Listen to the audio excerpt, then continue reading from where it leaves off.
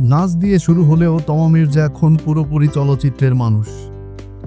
সমালোচকদের প্রশংসার পাশাপাশি পেয়েছেন জাতীয় চলচ্চিত্র পুরস্কার।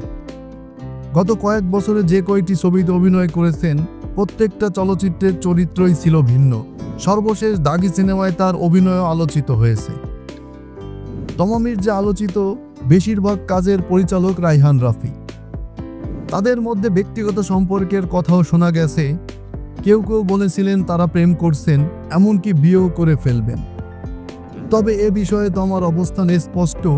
সুড়ঙ্গের পর রায়হান রাফির সঙ্গে বড় পর্দায় আমার কোনো কাজ হয়নি।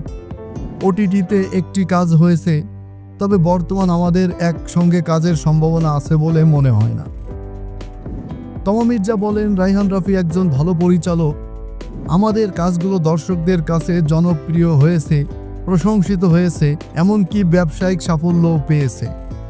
এসব কারণেই হয়তো বলা হয়েছে রাফি তমা অফ স্ক্রিনেও একটি সফল জুটি। আগের কোনো বিষয় নিয়ে এখন কথা বলতে চাই না, কারণ তা একান্তই ব্যক্তিগত।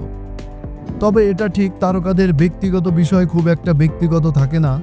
তাই বলছি, আমাদের অফ স্ক্রিন একসঙ্গে দেখার সম্ভাবনা একেবারেই নেই, আর অন স্ক্রিন সম্ভাবনাও আপাতত নেই। তমা আরও বলেন, প্রেম, বন্ধুত্ব, বিয়ে, যেটাই বলা হোক না কেন, একসঙ্গে আড্ডা, দেখা বা কথাবার্তা, এসবে আমি ছন্দপতন মনে করি না। সময়ের সঙ্গে অনেক কিছু বদলায়। আমি আমার মতো আছি, আমরা আমাদের মতো এগোচ্ছি, এটাই সবচেয়ে ভালো।